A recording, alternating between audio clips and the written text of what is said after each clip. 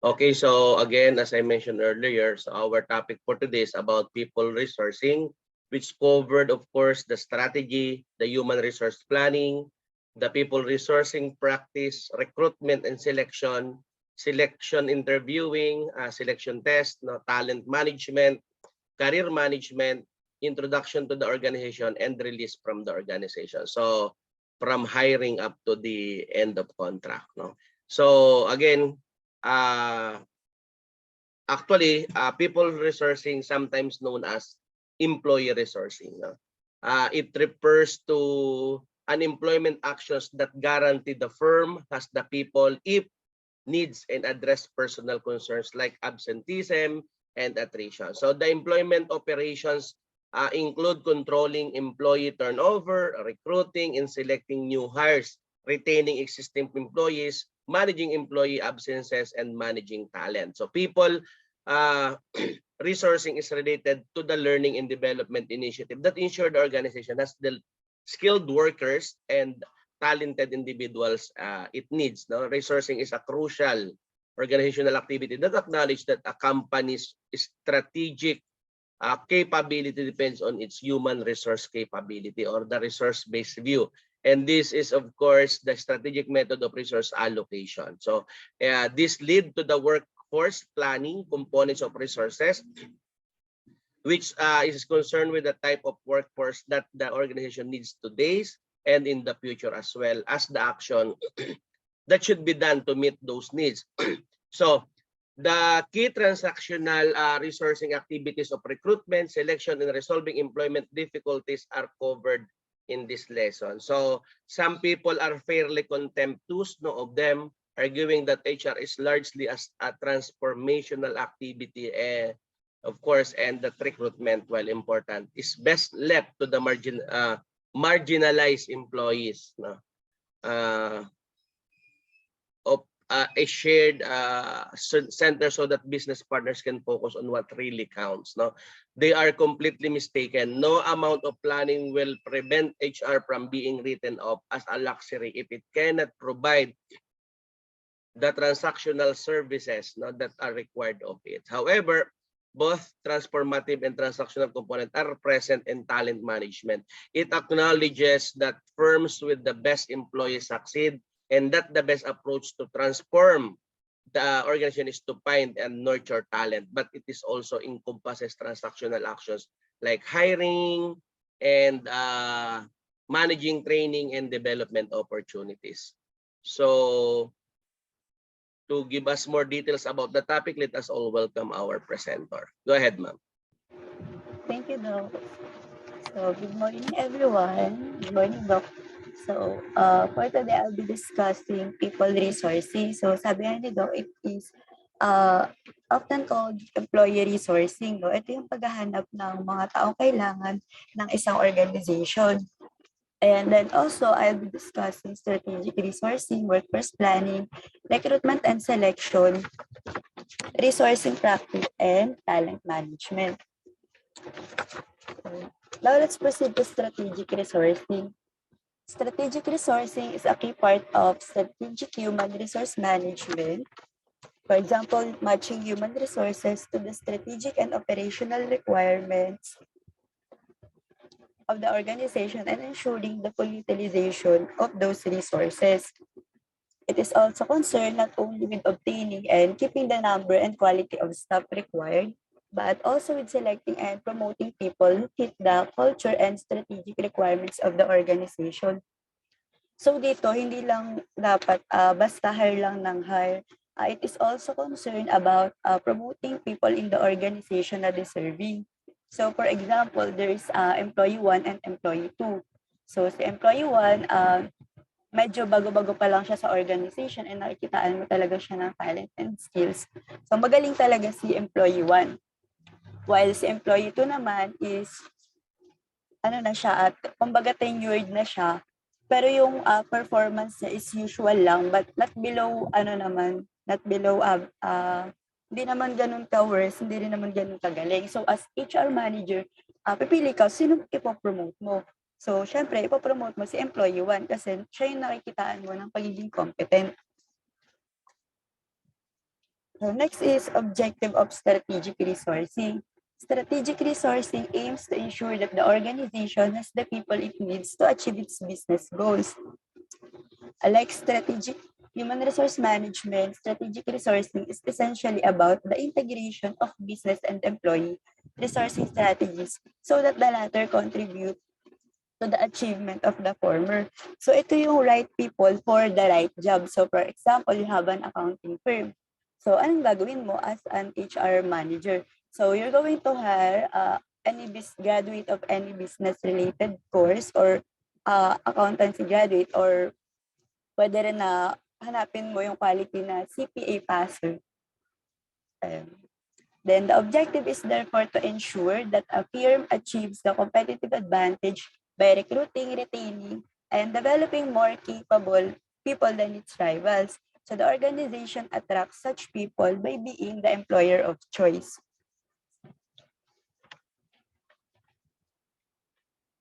And then the philosophy behind the strategic approach to resourcing is that it is people who implement the strategic plan. So as Queen Mills in 1983 put it, the process is one of planning with people in mind. And the integration of business and resourcing strategy is based on an understanding of the direction in which the organization is going and the determination of, first, the numbers of people required to meet business needs. Next is the skills and behavior required to support the achievement of business strategies, the impact of organizational restructuring as a result of rationalization, decentralization, the layering, acquisitions, mergers, product or market development, or the introduction of new technology. For example, the cellular manufacturing. Then last is plans for changing the culture of the organization in such areas as ability to deliver performance standards, quality, customer service, teamwork, and flexibility, which indicate the needs for people with different attitudes, beliefs, and personal characteristics. Additionally, performance management processes can be used to identify development needs, including the skills and behaviors, and it also motivates people to make the most effective use of their abilities. Competency frameworks and profiles can be prepared to define the skills and behaviors required and can be used in selection, employee development, and employee reward processes. Also, the aim should be to develop a reinforcing bundle of strategies along these lines. So there are components of strategic employee resourcing. The overarching component of strategic resourcing is the integration of resourcing and business plans. Within this framework, strategic resourcing includes specific strategies for. First is the workforce planning, alternatively called human resource planning. So it is assessing future business needs and deciding on the numbers and types of people required. So dito, kailangan alam mo kung gaano karami yung kailangan mo na tao, na employees. Excuse me. So for example, before I worked as a local store marketing sa McDonald's. So we're handling birthday parties. So for example, sa isang araw, merong 4 na birthday parties. So as a manager, paano yung plotting na gagawin mo? Tapos sino-sino yung mga taong kailangan mo para ma-sustain yung araw na yun. So first, kailangan ng birthday party host, birthday party coordinator, birthday party assistant sa kada parties. So yun yung mga taong dapat mong i-plot. So to sustain the day, example is 2 sa morning, then 2 sa hapon yung parties. So, kailangan mo ng 3 tao sa umaga, kailangan mo din ng 3 tao sa hapon. So, kailangan mo ng 6 na tao to sustain the day. So, yun. Then, next is developing the organization's employee value proposition and its employer brand. So, the employee value proposition is what an organization offers that prospective or existing employees would value and which would help to persuade them to join or remain with the business. Employer brand is the image presented by an organization as a good employer. So for example, before I worked sa McDonald's po. So si McDonald's kasi working students friendly siya. So kapag nabanggit pa lang na McDonald's ay nakatulong sila sa mga students. So yung mga tao doon, gustong-gusto nila magtrabaho kay McDonald's, syempre, kasi nga natutulungan sila nito. And example din siya ng employer brand. Then next is resourcing plans. Preparing plans for finding people from within the organization and for learning and development programs to help people learn new skills. If needs cannot be satisfied from within the organization, it involves preparing longer-term plans for ensuring that recruitment and selection process will satisfy them. So ano ba yung mga effective ways na kailangan gawin as an HR manager? So pwede ritong mag-prepare ka ng mga learning materials, ganyan. Pwede mo siyang magamit as resource plan. Then next is retention plans. Preparing plans for retaining the people the organization needs. So ano ba yung mga kailangan gawin para manatili yung empleyado sa isang organization?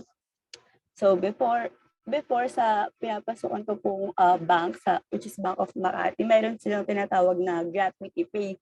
So I think ito yung one way para mag-retain yung isang tao. So parang kapag ka naka 5 years ka na nun, makaka-receive ka ng incentive na 5 times of your salary. Parang ano na siya, one way para maparetain yung tao. Kasi mag-stay ka lang ng 5 years, meron ka ng 5 times of your salary.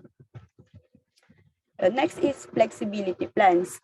Planning for increased flexibility in the use of human resources to enable the organization to make the use of people and adapt swiftly to changing circumstances. So ano yung mga dapat mo gawin para maging mas kapakipakinabang pa yung mga employees mo? So one way dito is yung pwede silang i-train pa sa iba pang position. So halimbawa, matagal na sila dun sa position nila. So why not mag-invest ng mga training materials din para sa ganun magkaroon din sila ng career growth. Next is talent management, ensuring that the organization has the talented people it requires to provide for management succession and meet present and future business needs. And next chapter is workforce planning.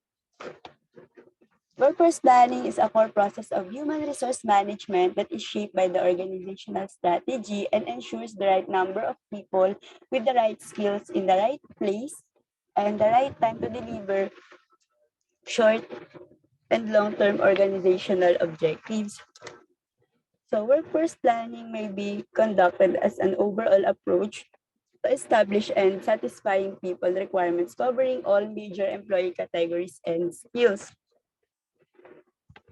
And workforce planning today covers a wider range of activities. And the top 5 planning activities were succession planning, flexible working, demand supply forecasting, skills and gap analysis, talent management. And the link between workforce and business planning is that workforce planning is an integral part of business planning. The strategic planning process defines projected changes in the types of activities carried out by the organization and the scale of those activities. And it also identifies the core competencies that the organization needs to achieve its goals and therefore its skill and behavioral requirements. Also, workforce planning interprets these plans in terms of people requirements. But also it may influence the business strategy by drawing attention to the ways in which people could be developed and deployed more effectively to further the achievement of business goals. And it will also address issues concerning the supply of suitable people. And there are reasons for planning. First is planning for substantive reason. That is to have a practical effect by optimizing the use of resources and making them more flexible, acquiring and nurturing skills that take time to develop, identify potential problems, and minimizing the chances of making a bad decision. Next is planning because of the process benefits. It involves understanding the present in order to confront the future, challenging assumptions, and liberating thinking, making explicit decisions that can later be challenged, standing back and providing an overview and ensuring that long-term thinking is not driven out by short-term focus. The next is planning for organizational reasons, which involves communicating plans so as to obtain support and adherence to them, linking HR plans to business plans so as to influence them, regaining corporate control over operating units, and coordinating and integrating organizational decision-making and actions. Uh, Dito naman, issues in planning. So, meron ding mga disadvantages yung planning. The main difficult faced by those involved in quantitative hard workforce planning are the impact of change and trying to predict the future. So when we are planning kasi, we're trying to predict the future. So minsan yung pinaplano natin is hindi siya umaayon sa kung ano ba talaga yung mga sunod-sunod na dapat na plano, ganun. And also many organizations therefore adopt a short-term approach and deals with deficits or surpluses of people as they rise. And also this problem will not be so acute in stable marketplace with largely passive and static customers and with scope for long-term forecasting. But these are rare conditions today, even in the public sector, where for a long time workplace planning has thrived. It can be said that the workforce planning is more art than science. Perhaps the accuracy of demand and supply forecast is less important than the overall understanding of what the organization needs in the way of people, which can be generated by a systematic approach to planning. Next is I'll be showing you the figure 17.1, which is the systematic approach to workforce planning. So, ito po yung mga meaning nakalagay siya dito. But to summarize, and so mag-start tayo sa business plan. So, the business plan provides the basis for the workforce plan insofar as it sets out what organization intends to do in terms of activities and the scale of those activities. Then next is forecast activity levels. Forecast of future activity level flow from the business plan, which will have implications for the demand for people. Then, it is followed by analysis. Then, outside analysis, merong scenario planning and data collection.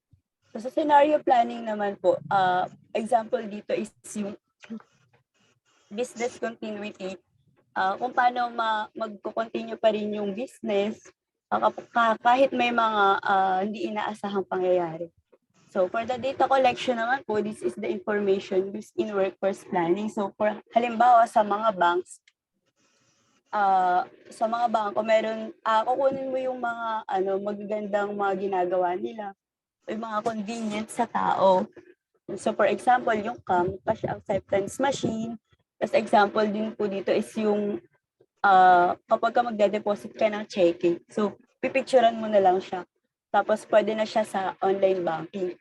So, lahat yun, i-collect na, lahat yun, pwedeng i-analyze po. Then, for the demand forecasting naman po, this is the process of estimating the future numbers of people required and likely skills and competences they will need. Then, analysis followed by demand forecast and supply forecast. Well, Ready. Enroll mo na si Junior kasi sa DSW, totoo yan na bibigay nga ng So, while the supply forecasting naman po, it measures the number of people likely to be available from within the outside organization.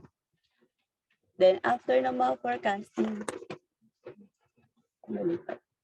and then after ng mga forecasting, the future requirement, at dito na papasok yung action planning. So action plans are derived from broad resourcing strategies and more detailed analysis of demand and supply factors. However, the plans often have to be short-term and flexible because of the difficulty of making firm predictions about workforce requirements in times of rapid change. Then action planning followed by implementation. Implementation of the action plans will provide a challenge. So a flexible approach involving quick responses is needed to cope with unforeseeable changes in people requirements. Then after that is the monitoring and evaluation. So pagkas ma-implement lahat, magmula dun sa business plan, i-monitor and i-evaluate. Because of unpredictable events, the implementation of action plans does not always run smoothly. So it is necessary to monitor progress carefully, evaluate the effects, and as required, amend the action plan. So action planning includes recruitment, retention, succession talent, flexible working, learning and development, and downsizing. The planning activities start with identification of internal resources available now or that could be made available through learning and development programs. They continue with plans for recruitment and retention, succession and talent management, the reduction of employee turnover and absenteeism, flexible working, outsourcing productivity, improvement, and revision of role responsibilities. Also, learning and development programs may be prepared to provide for future skill requirements. Regrettably, but sometimes inevitably, plans for downsizing may be necessary, but this can aim to avoid compulsory redundancies by such means as recruitment freezes. Next chapter is recruitment and selection.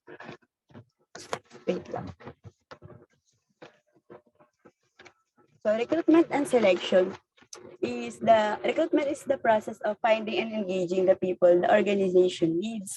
Selection is part of the recruitment process concerned with deciding which applicants or candidates should be appointed to job. So ito na po yung tinatawag na hiring process. So lahat po tayo siguro naka-experience na or karamihan sa atin na ng hiring process or ma-hired. So meron pong stages yung recruitment and selection. So first is defining the requirements. The number of categories of people required may be set out in formal workforce plan from which are derived detailed recruitment plans. So dito, may kita kung ano yung mga qualifications dapat. So kasama po dito yung role profiles. So it defines the overall purpose of the role, its reporting relationships, and the key result areas. So for recruiting purposes, the profile is extended to include information on terms and conditions like the pay and benefits and hours of work. Then recruitment role provides the basis for person specification. Sa person specification naman, dito naman define yung knowledge, skills, and abilities. And yung education, qualifications, training, and experience, yun yung mga kailangan din na requirements.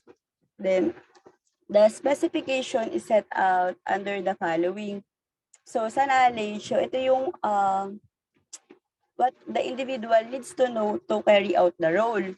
For the skills and abilities naman, the individual has to be able to carry out the role. Then for the behavioral competencies, the types of behavior required for successful performance of the role. So this should be role specific and ideally based on an analysis of employees who are carrying out the roles effectively. And the behavior also belong to the core values and competency framework of organization to help ensuring that candidates will fit and support the organization's culture. Then also dito naman din po yung qualifications and training. The professional, technical, or academic qualifications required or the training that the candidate should have undertaken. So dito papasok yung kung ano ba yung mga course yung tinake natin, kung qualified ba siya sa dinedefine na requirements ng HR manager. Then also kino-consider din yung experience. These are the type of achievements and activities that would be likely to predict success. Then specific demands, anything that the role holder will be expected to achieve in specified areas. Then also kasama din minsan sa requirements yung special requirements like yung traveling and social hours, mobility.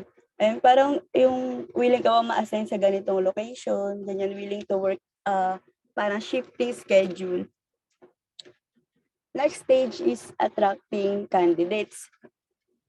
So in attracting candidates, so may pina-follow na steps and required to when planning how to attract candidates. So first is to analyze the recruitment strength and weaknesses to develop an employee value proposition and employer brand.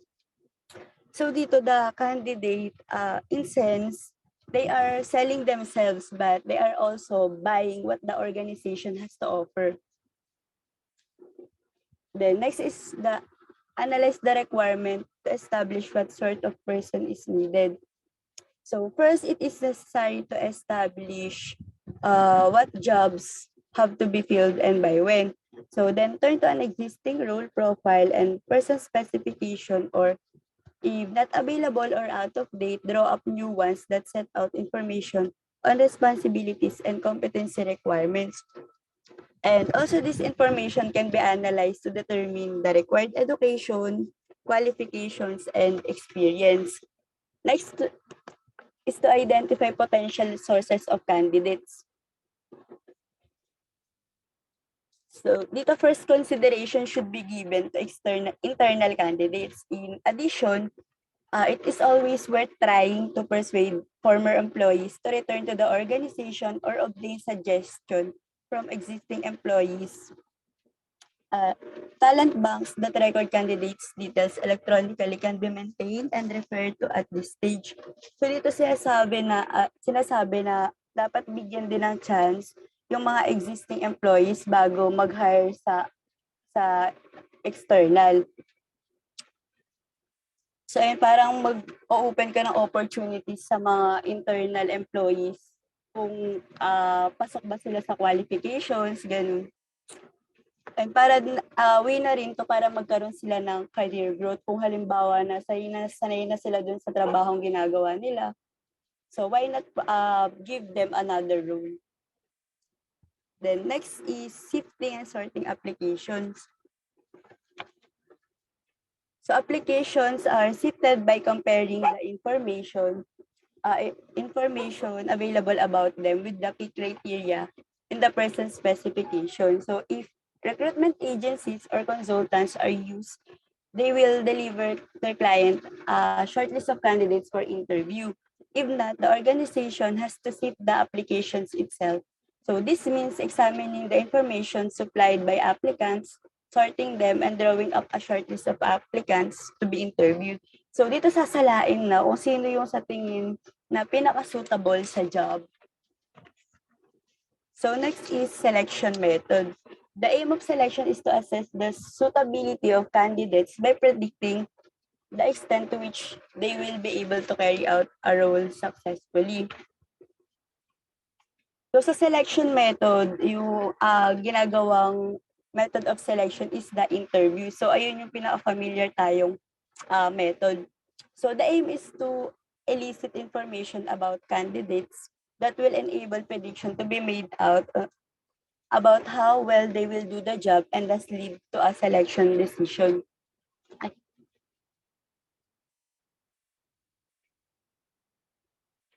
And also so dapat sa interview pa lang makapag-build na ng rapport between you and the interviewer. And so an interview involves face-to-face discussion when it is an individual rather than a panel interview. It provides the best opportunity for the establishment of close contact rapport. So, pero dun sa current situation natin ngayon, mas madalas yung mga online interviews because of pandemic. And so meron daw pong tinatawag na structured interviews and unstructured interviews. So ito yung mga interview arrangement. So for the structured interviews, all candidates are asked the same questions, which will focus on the attributes and behaviors required to succeed in the job. And the answers may be scored through a rating system, while the unstructured interviews naman are essentially a general discussion during which the interviewer asks a few questions that are relevant to what he or she is looking for, but without any specific aim.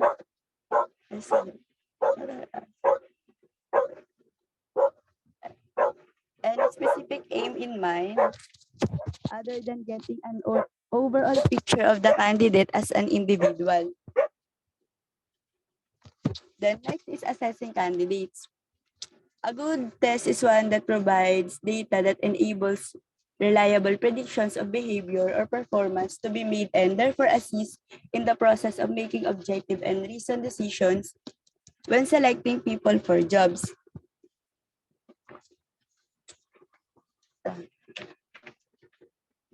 Next is obtaining references. The main purpose of reference is to obtain in confidence factual information about a prospective employee, and this information is straightforward and essential. It is necessary to confirm the nature of the previous job, the period in employment, the reason for leaving if relevant, the salary or rate of pay, and possibly the attendance record. So dito na makikita yung kapag ka, di ba, naggagawa po tayo ng resume, meron dong character reference. So ayun yung tinatawagan ng mga HR manager to confirm yung mga nakalagay sa resume natin kung tama ba to. Tapos dito rin, pwede rin sila magtanong dito kung kamusta ka ba sa previous job mo, kung tama ba yung nakalagay na salary, then kung kamusta ka ba when it comes to attendance, mga ganun. Then next is checking applications. It is a sad fact that applicants all too often misinform their prospective employers about their education, qualification, and employment record. So some applicants daw, parang iba yung nilalagay nila. Naglalagay sila ng mga hindi totoo sa resume, pero hindi nila alam na merong ways yung manager, HR manager, para ma-confirm kung totoo ba yun or hindi. Next is offering employment. So this is the final stage in the selection procedure, is to confirm the offer of employment after satisfactory references have been obtained and the applicant has passed the medical examination required for pension and life assurance purposes, or because a certain standard of physical fitness is required for the work. So dito na mas kilala to sa tawag na job offer. So ito yung gustong-gusto ng lahat kapag nag-a-apply is to receive a job offer. Then last stage is following up. It is essential to follow up newly engaged employees to ensure that they have settled in and to check on how well they are doing. If there are any problems, it is much better to identify them at an early stage rather than allowing them to fester. So, syempre after ng, hindi lang sa job offer nagtatapos dapat yung recruitment and selection. So, dapat kakamustahin din ni HR manager yung applicant kung kamusta na ba siya sa paggawa ng mga requirements niya or may kailangan ba siyang assistance or guide. Ayun, so doon pa lang sa recruitment pa lang, para magkakaroon na kayo ng relationship between the employer, the hiring manager, and the applicant. So next chapter is resourcing practice. A resourcing practice cover developing an employee value proposition, creating an employer brand, analyzing employee turnover, tackling retention problems, managing absence management, introducing people to the organization, and releasing them from it. So part of it is employee value proposition. So an organization's employee value proposition consists of what it offers to prospective or existing employees that they will value and that will persuade them to join or remain with the business. So, ano ba yung mga practice na kailangan gawin ni HR manager para manatili yung employee? So, sa tagal ni example, example po is sa tagal ni employee, parang naging routinary na lang yung ginagawa niya. So parang yung kanina o kung nabanggit, pwede silang i-train sa iba pang position para magkaroon din ng career growth. Next is employer brand. The employee value proposition can be expressed as an employee brand. So the image presented by an organization as a good employer. Employer branding is the creation of brand image of the organization for prospective employees. So yung na-example ko rin po kanina is McDonald's. So dahil nga po working students friendly sila, gustong magstay ng mga tao doon. Dahil sila na yung, at some point, sila na nag-a-adjust sa mga oras ng mga estudyante.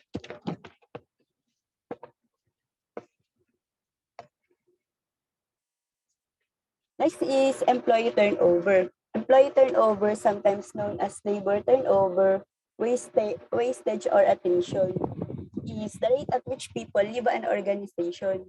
It is necessary to measure employee turnover and calculate its cost in order to forecast future losses for planning purposes and to identify the reasons that people leave the organization. Plans can be made to attack the problems causing unnecessary turnover and reduce costs. So sa employee turnover, meron po tinatawag na employee turnover index.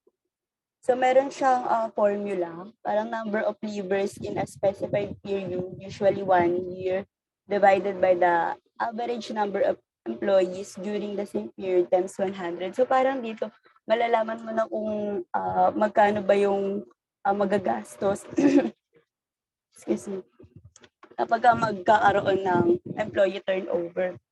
Then next is retention planning.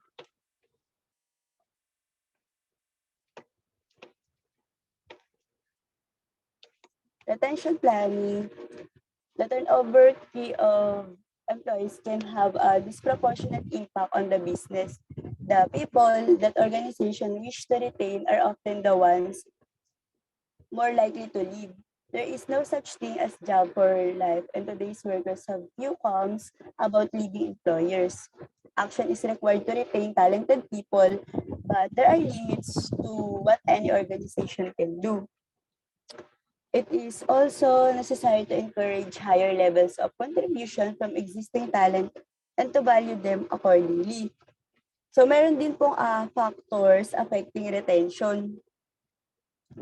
So sabi po sa research, early career employees, 30 years old and under, career advancement is significant.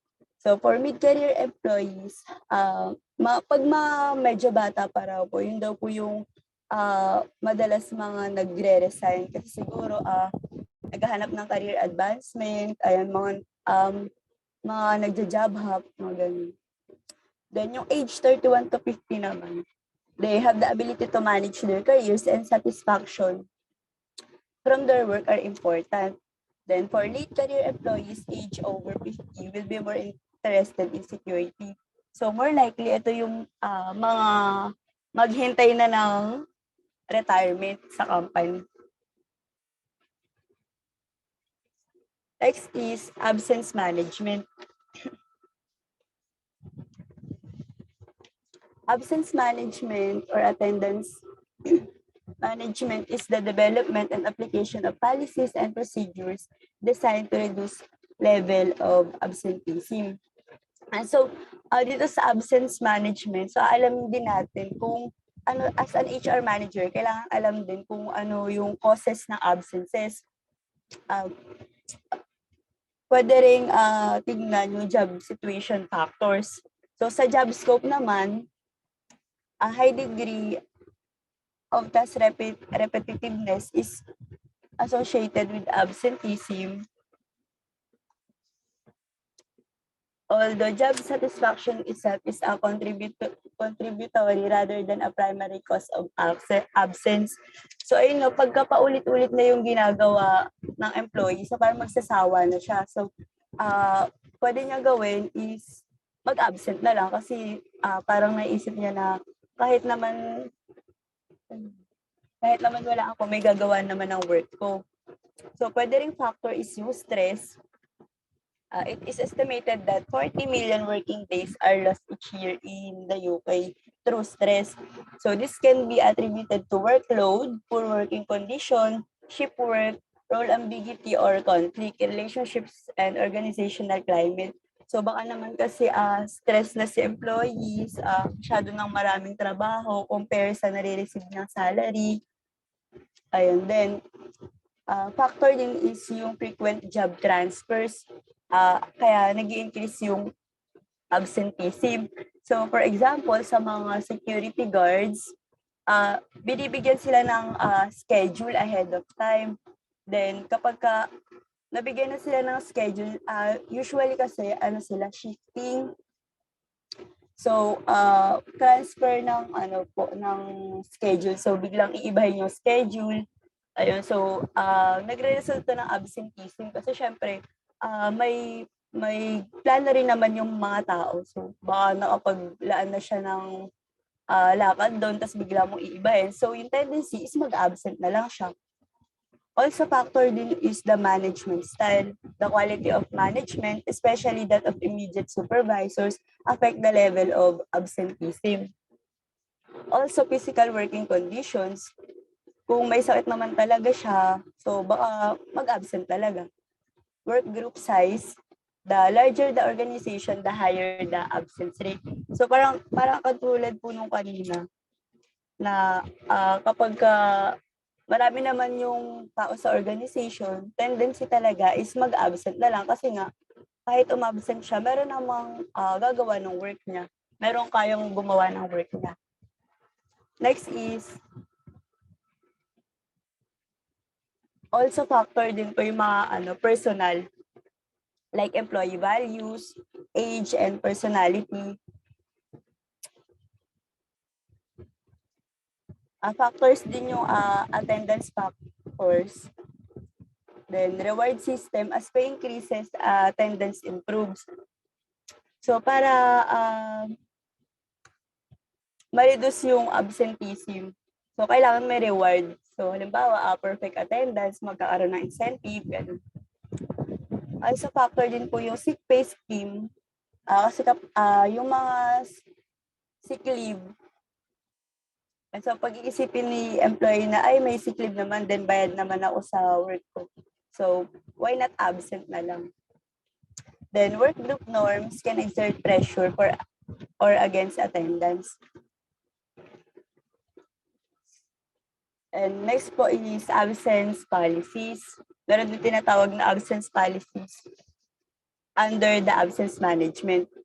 So it should cover the methods of measuring absence, setting targets for the level of absence, deciding on the level of short-term absence that would trigger action, possibly using the Bradford factor, and the circumstances in which disciplinary action might be taken.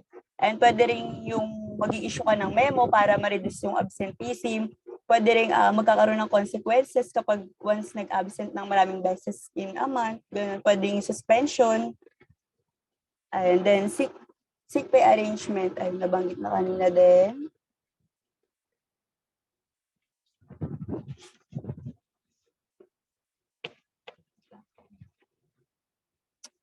So paano daw po ba ma-manage yung long-term absence? The best way to manage long-term absence is to keep in contact with employees by letter, telephone, or visits to discuss the situation and where possible plan and return to work. So this plan may include modified working hours or a modified role for a period. So dito naman po sinasabi na kapag masyado ng matagal na absent si employee, pwede mo siyang kamustahin, ganyan. So kung hindi niya talaga kaya na pumasok, halimbawa lagi siyang late, na nagre-result ng absenteeism na, pwedeng i-adjust din yung oras ng pasok niya. So instead 8 to 5, gagawing 9 to 6 ay para makapag-adjust lang si employee. Then induction, meron din pong induction. It is the process of receiving and welcoming employees when they first join a company and giving them basic information they need to settle down quickly and happily start work. So yung induction dito, unang pasok mo pa lang, parang i-introduce ka nila sa lahat. So itutur ka nila sa organization, ganyan. Tuturo sa'yo kung ano ba yung mga uses ng mga equipments, mga ganun. So doon pa lang magkakaroon na ng relationship between the employee and the manager.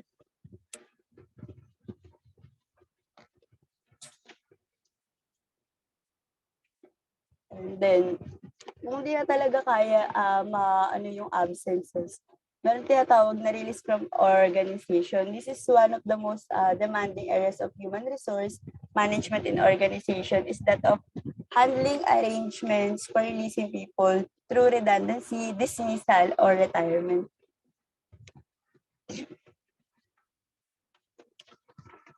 Next is flexibility planning. Flexible planning is context-reactive, environment-adaptive organization of plans that facilitates development and growth. So ano ba yung mga practice na dapat i-prepare ni manager para maging flexible yung organization at yung mga employees? So pwede rin dito mag-conduct ka ng mga trainings pa, additional trainings. Ayan po. Then next for the chapter 20 is the talent management.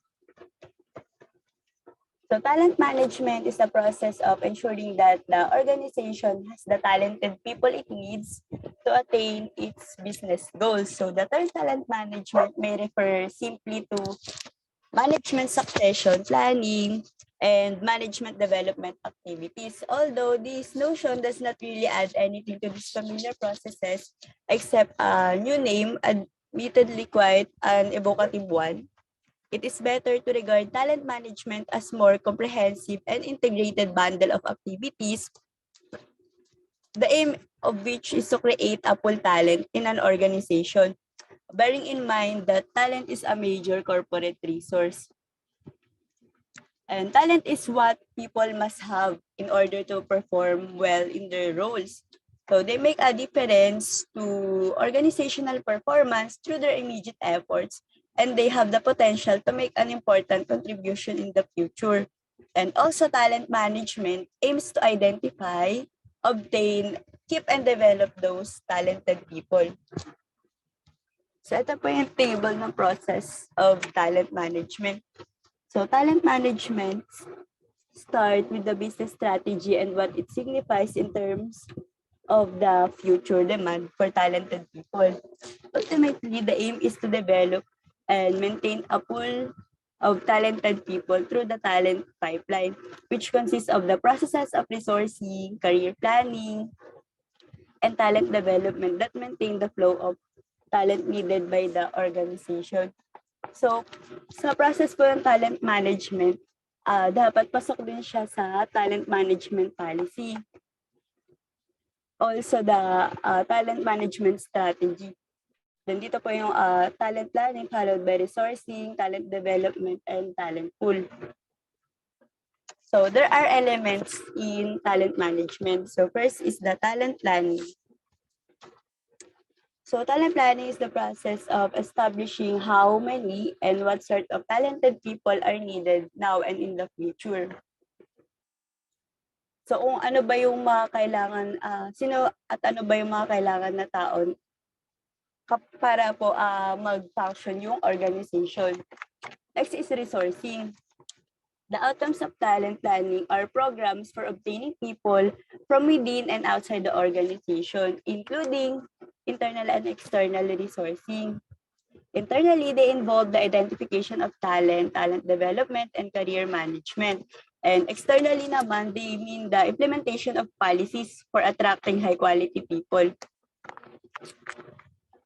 Next is talent identification. The use of talent audits to establish who is eligible to become part of the talent pool and benefit from learning and development and career management. So ayun, parang magharap na sila na kung sino ba yung pinaka-suitable din po dun sa job. Then, talent relationship management, building effective relationships with people in their roles. So it is better to build on an existing relationships rather than try to create a new one when someone leaves. So ayun nga po yung banggit ko kanina, na bibigyan mo na ng chance yung mga internal employees na ma-hire bago mag-hire outside the organization.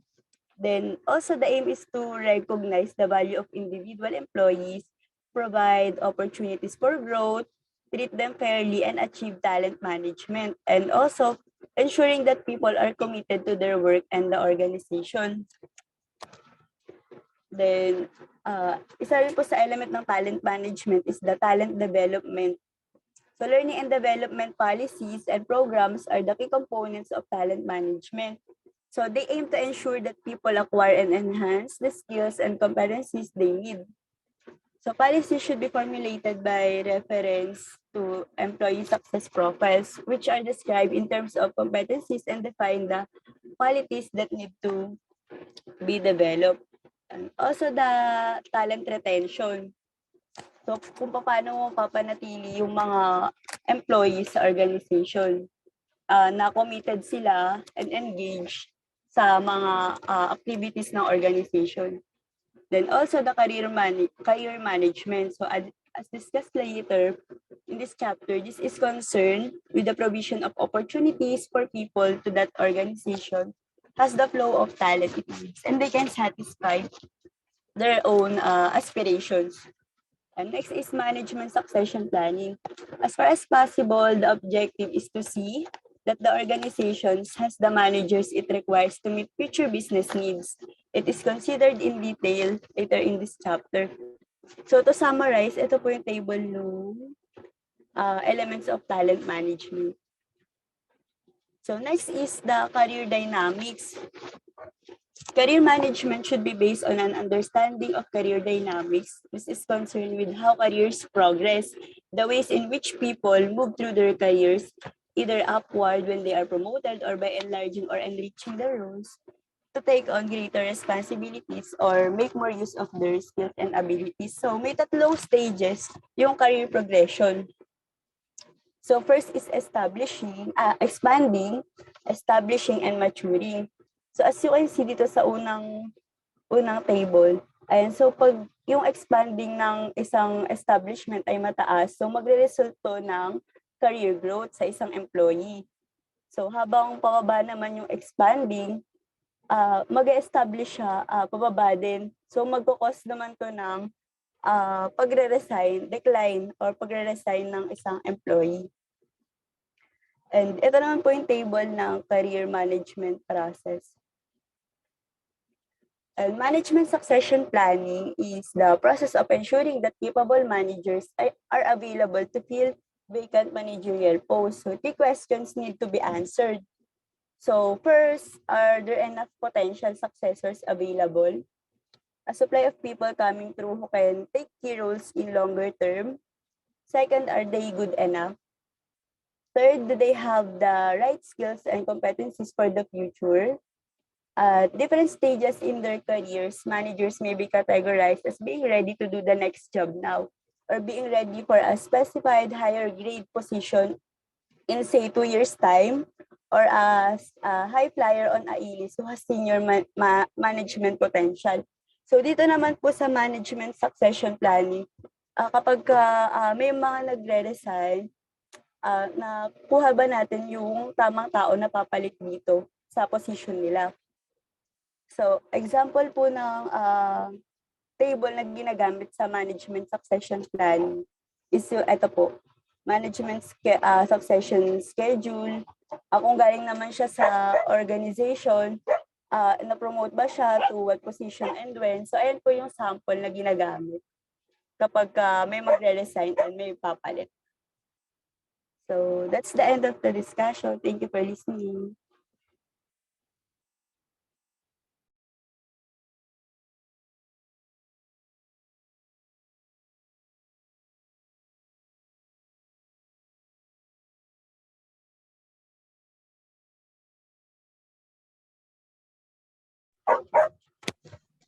Okay, so thank you very much, Madam, for your discussion. So again, strategic resourcing is a crucial component of a strategic human resource management because it involves aligning human resources with the strategic and operational needs of the business and maximizing their usage. No, it is concerned on not only with recruitment and retaining the needed number and quality of personnel, but also with selecting and promoting individuals who fit the organization's culture and strategic needs, as our presenter mentioned. No, the strategic resourcing strive to guarantees that the organization has the necessary personnel to accomplish its business objectives. Similar to strategic human resource management, strategic resourcing entails the integration of business and personnel strategic resourcing strategies, such as the latter contribute to the accomplishment of the former. So the justification for strategic resourcing is the resource-based view, which holds that a company's strategic capabilities contingent on its resources capabilities, namely its human capital. Therefore, the purpose is to ensure that an organization obtains a competitive edge by attracting, keeping, and developing more capable employees than its competitors. Such individuals are drawn to the organizations because it is the employer of choice. It retains them by providing better opportunities, rewards, and employment conditions that its competitors, as well as by developing a positive psychological contract, the set of reciprocal but unwritten expectation that exists between individual employees and their employees, which increases engagement, commitment, and trust. And in addition, the organization employs its personnel in ways that optimize the value they provide and develops their abilities. For the personnel planning, organization must determine the the organization must determine the quantity and quality of personnel required to meet current and future business needs. And this is what workforce planning entails. So the objective of personnel planning actually is to describe how workforce planning operates, keeping in mind that it is not as clear as it was portrayed when the term manpower planning became popular. So workforce planning rather, or human resource planning as it was formerly known, may be well established in the human resource management lexicon, but it does not appear to be an integral human resource function. And maybe you're familiar with mga CPD, and different terminologies na ginagamit. Now, for the staffing and selection, recruitment is the process of locating and engaging the necessary personnel for an organization. So when we say selection, it refers actually to the portion of the recruitment procedure associated with determining which applicants or candidates should be hired. So recruiting can be expensive, because again, if you wanted to hire a qualified persons or a skillful employee, so kailangan talaga mag-hire ka nung yung salary mo, yung mga benefits na ma-offer mo, dapat mas mataas doon sa mga competitor mo. Now, in defining requirements, in the form of job descriptions, role profiles and person specification requirements are outlined. And this give the information necessary to design adverts, post job openings on the internet, brief agencies or recruitment consultant, and evaluate candidates through interviews and selection exam. So examine the strength and weaknesses of recruitment, and the selection should include such factor as the national or local reputation of the firm or the organizations. Compensation, syempre kasama yan. Bukod sa compensation, syempre dapat yung employee benefits and working conditions, okay.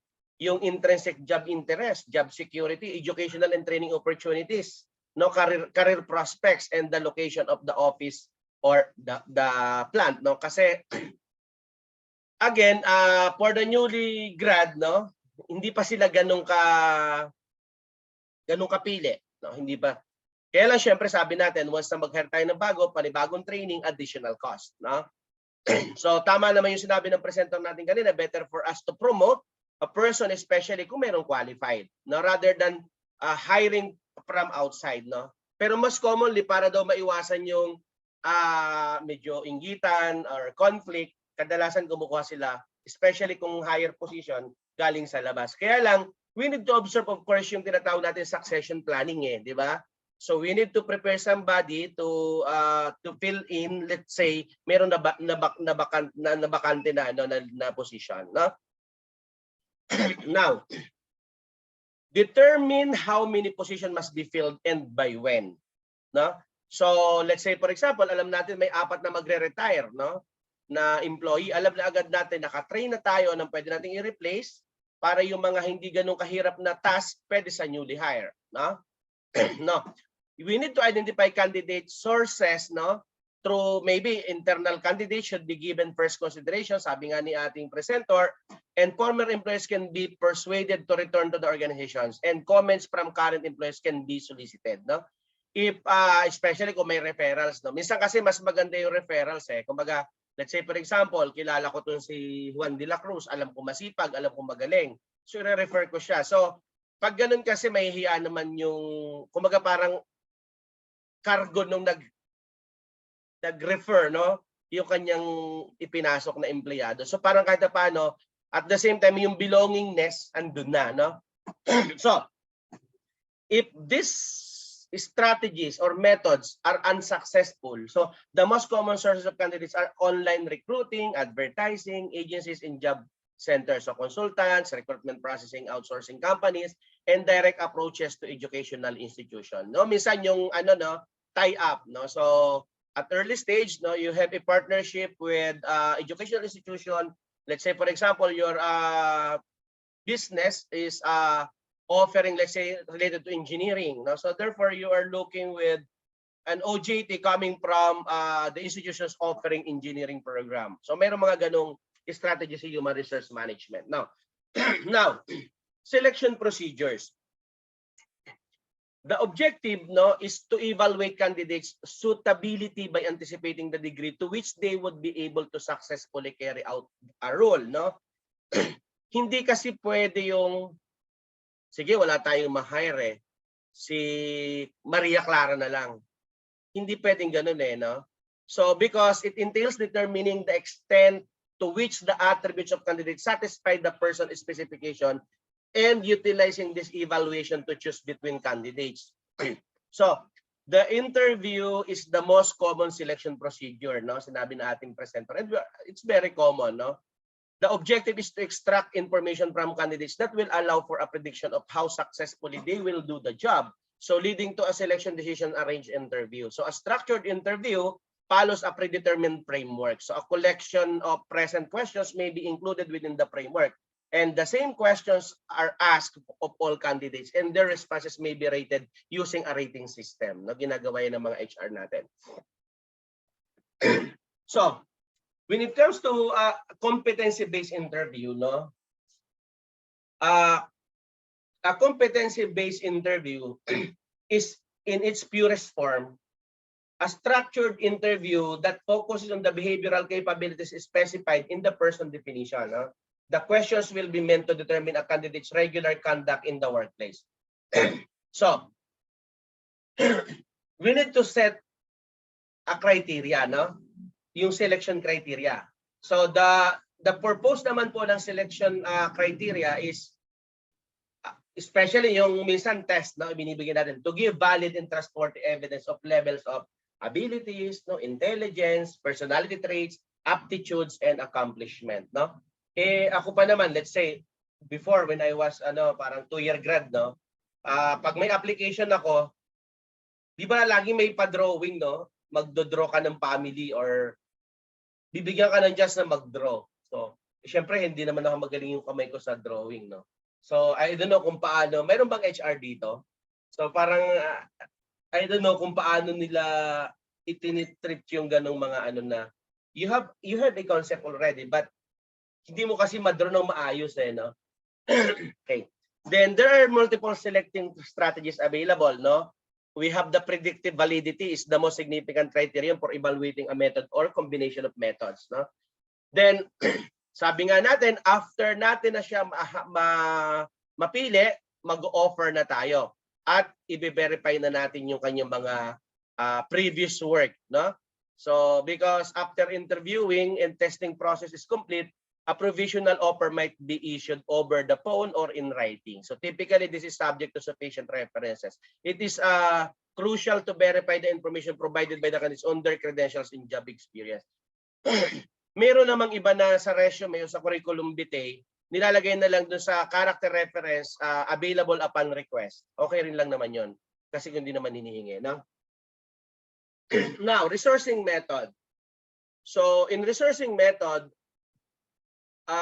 it includes the defining of an employee value proposition, establishing an employer brand, analyzing employee attrition, addressing retention issues, managing absence management, and onboarding and offboarding individuals. No? Especially kung inyong company nasa ano ng accreditation, nag-accredit, let's say ISO or even PQA. No? So most commonly talagang dapat clear, may program kayo para doon sa onboarding, offboarding, yung training, yung paano niyo siya paano yung mga skills na availability niya and so on. Ano yung nakaalat sa kanya, nasa yung succession planning, hinahanap yan ng accreditor. No? Now, the employee value proposition can be stated as an employer brand, no? Because which is the image of the organization as a good employer. So to create an employer brand, one must analyze what the best candidates need and want and determine the extent to which the organization core values support the creation of an attractive brand. No, define the brand's characteristics based on the examination and review of each of the areas that influences people's perception of the organizations as a great place to work. No, benchmark that approaches of other organizations. Be honest and of course be realistic. No, yun ang mahalaga dapat. Now, when it comes to talent management, no, talent management method is founded on the premise that those with the greatest people win. No? So the fight for the talent to describe the phenomenon. So it is increasingly regarded as an important resourcing effort despite its common components because human resource management is primarily concerned with the fundamental concept of talent management, namely that talent planning is required to construct a talent pool by way a talent pipeline. No? So, management of talent is the process of ensuring that an organization has the talented individuals necessary to achieve its business objective because it involves the creation and maintenance of the talent pipeline to facilitate the strategic management of the talent flow inside the company. No? So, pag sinabi kasi natin talent management, it's simply referred to the management succession planning, no, and or management development initiative. Although this concept adds nothing to those or to this well-known process other than a new, if rather evocative, no, moniker, no, it is preferable to view talent management as a more comprehensive and integrated set of actions designed to establish a talent pool in an organization, given that talent is a significant corporate resource.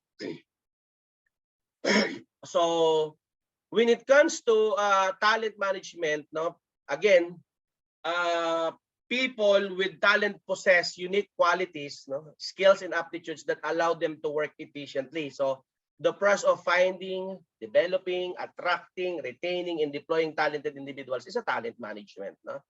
So, the talent management actually begins with the company plan and its implications for the organization's need for skilled individuals. So the ultimate objective is to cultivate and nurture a talent pool. So it includes personnel planning, resourcing strategies, no, talent development, career management, and management succession planning as I mentioned earlier. Kasi napakahirap nung ano no, yung hindi mo pa ini-expect biglang nag-resign. Eh kung mag-resign 4 na mga key position sabay-sabay. So paano yung ano mo, di ba? So, A talent management strategy consists of a perspective on how procedures should integrate with the overarching goal, no, of acquiring and cultivating talent whenever it is and whenever it is needed. So a multitude of interrelated policies and activities comprise, no, talent management. And talent management is the applications of the concept of bundling. Now, when it comes to career management, it entails, no, in the definition of career paths, no, the avenue by which individuals can improve their careers, no, within an organization. So it translates the information provided by the organization's assessment of requirements, assessment of performance and potentials, and plans for management succession into individual career development planning, no, and general arrangement for the development, career counseling, and mentoring. So, now, kanina pa natin sinasabi yung management planning. The process of ensuring the skilled managers are available to fill vacant managerial position is known as a management succession planning.